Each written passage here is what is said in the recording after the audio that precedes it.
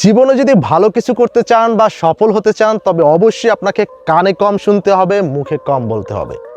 কারণ কি? চলুন একটি গল্প দিয়ে আমরা শিখি। গল্পটা হচ্ছে একটা জলাশয় ছিল, কিছু ব্যাঙ।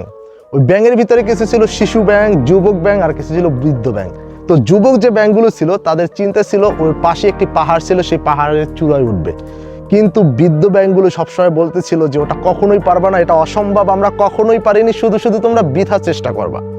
একদিন সকল যুবক ব্যাঙগুলো একত্রিত হলো। তারা বললো যে আজকে যাই হোক আমরা পাহাড়ের চূড়ায় উঠবো। যখন তারা পাহাড়ের চূড়ায় ওঠার জন্য চেষ্টা শুরু করলো, এক ধাপ দুই ধাপ করে উঠছে উঠছে উঠছে, তখন পিছন থেকে বৃদ্ধ ব্যাঙরা বলতেছিল যে পড়ে যাবা, নেমে আসো, নেমে আসো, পড়ে যাবা, নেমে আসো। এগুলো শোনার পরে অনেক ব্যাঙ তাদের আত্মবিশ্বাস হারিয়ে ফেলে। কিন্তু একটি ব্যাঙ ছিল যে কানে কম শুনতো।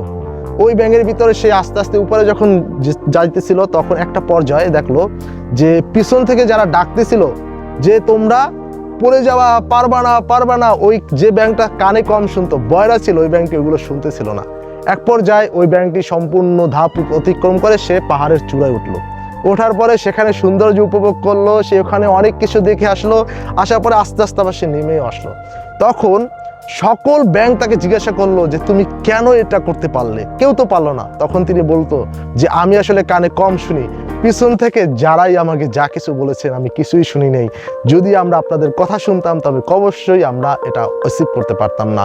তো আজকের এটার মাধ্যমে বোঝা যায় যে কম না শুনলে আপনি জীবনে সাকসেস হতে পারবেন না।